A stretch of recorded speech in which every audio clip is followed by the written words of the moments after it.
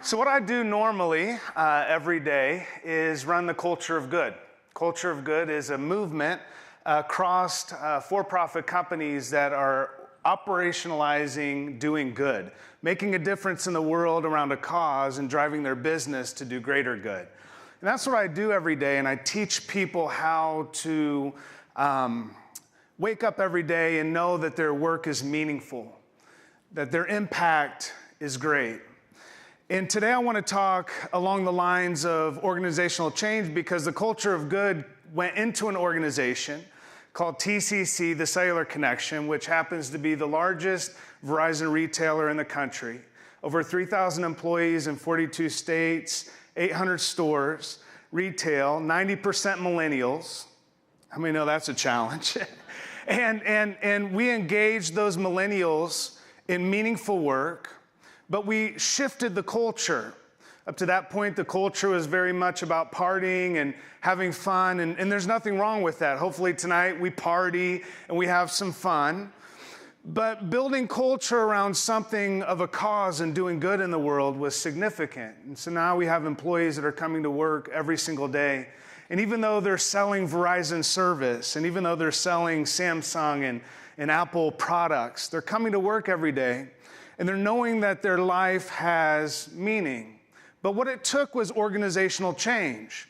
It took me coming into a company that was existing for a couple decades and coming in and within a year convincing the leadership and convincing all the stakeholders that what we were embarking on was important to not only their business but also to the world.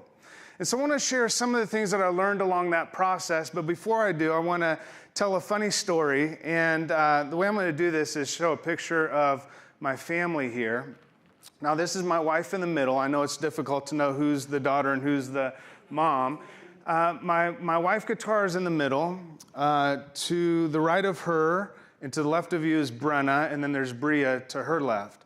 Now, I know you're looking at my wife, and then you're looking back at me, and you're looking at my wife, and you're wondering, how in the hell did she get someone so good looking as him? I have no idea how that happened.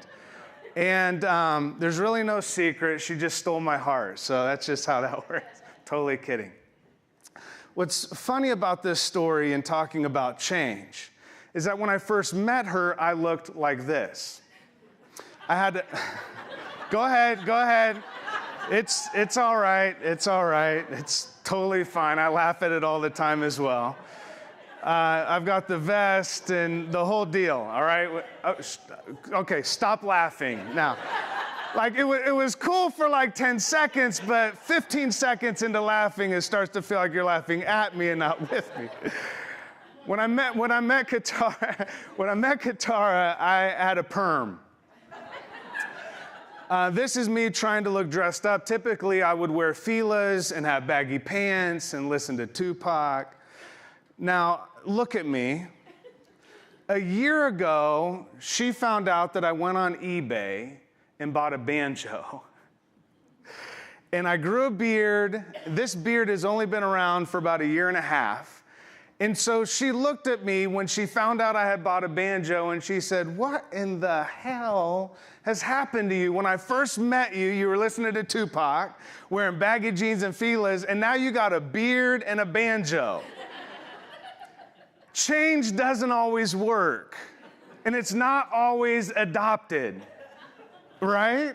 Not only in our personal lives, but also in our business. So what happens is when we think about change, when we think about what we're going to embark on, because here's the risk that we all have. We go to conferences like this, we get a ton of information, a ton of ideas, and we go back and we're ready to change how we market, we're ready to change how we engage with our customers, how we engage with our employees. And so we've got all these ideas, and we're ready to implement change. But the problem is there's a significant difference between change and progress. And just because you're making changes does not mean that you're making progress. How many of you this weekend are going to go rent a movie at Blockbuster? No one. But you will sit on Netflix and never even watch a movie, but read through all the movies that you could watch. Blockbuster had the opportunity several years ago to buy Netflix for $50 million. Netflix today is worth over $60 billion. They missed it. They missed it. And you've heard other examples, like the circus and other things throughout this conference on different businesses that just missed it. It wasn't that they weren't changing. It's not that Blockbuster wasn't just changing, but they weren't making progress. It's not always just about even innovation. It's asking the question, how am I progressing and why? And then who needs to know? How am I going to progress from this point forward? How am I progressing, not just changing?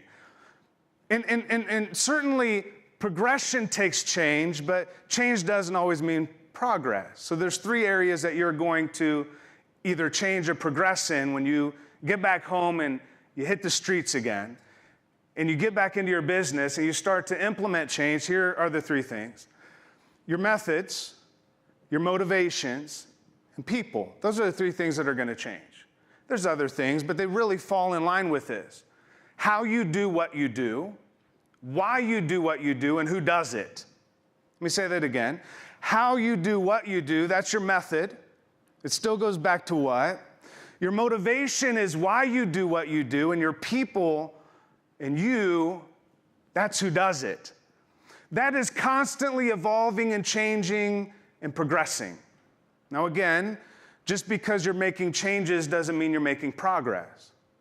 So the question isn't now, as you're going back into your business from this conference, only what changes am I going to make? But will this provide the progress that I'm looking for and need in order to stay relevant, as Don was talking about, in order to stay current, and not just current, but be a step ahead of the game to differentiate my business? Because there's so many other people in the same space that I'm in. What is making me different, and what is making what I have to offer different, and the value that I have to offer to my clients and to the world? What's the differentiator?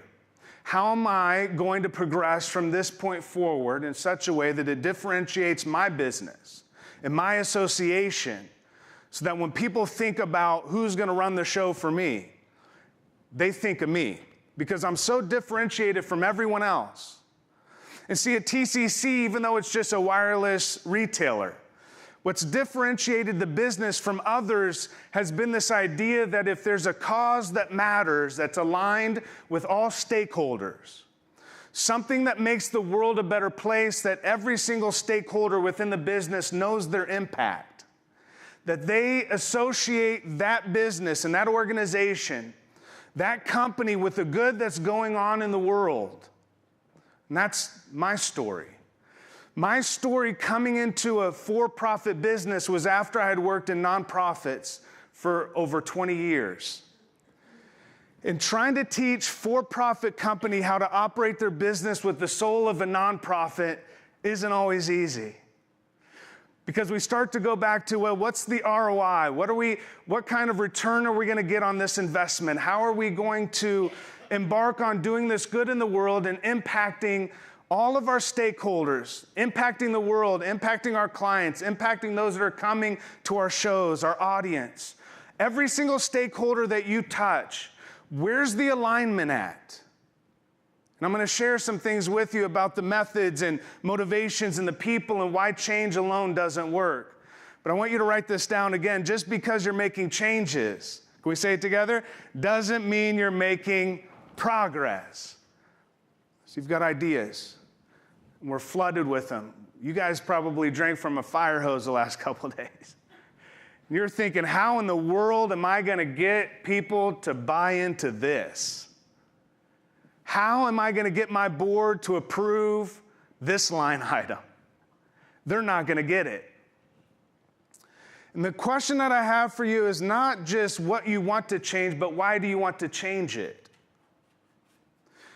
Because if you just go back after a conference and you have all these ideas and you're just flooding people with information on what works and what doesn't work and what you learned and what you didn't learn and everything, and we got to start this and we got to do this and this is how we have to engage our customers and this is how we have to engage our employees, but you don't know why, you've missed everything that you needed to get over the last few days.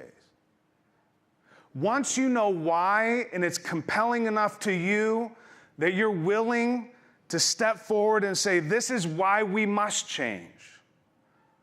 This isn't just why we should, but this is why we must change. You turn your should into a must, and you know your why. You know the why of your business. What's at stake if you don't? What's at risk if you don't change? But again, just because you're making changes doesn't mean you're making progress.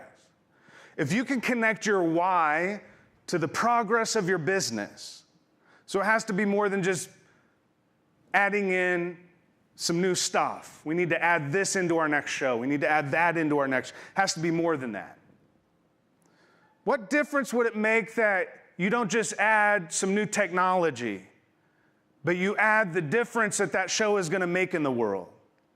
Could you imagine the appeal that would come from your heart if those that you're talking to knew your passion and understood why you want to do what you do?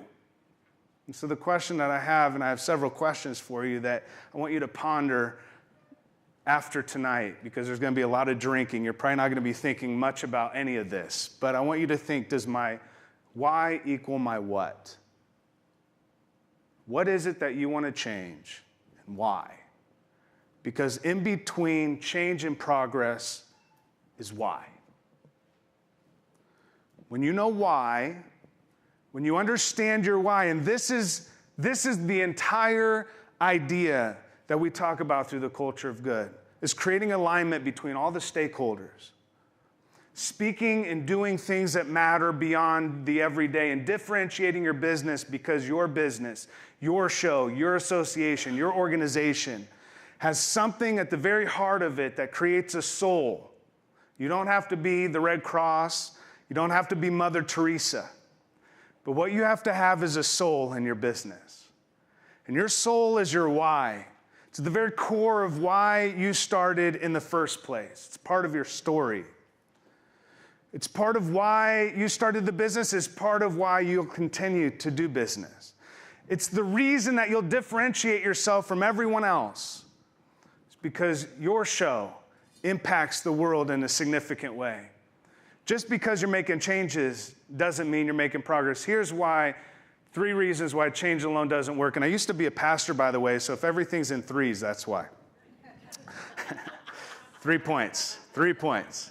Typically, they all start with the same letter, too, which is really creative. All right, here we go. Three reasons why change alone doesn't work. You know this. You're not running an ice cream truck. Anyone running an ice cream truck?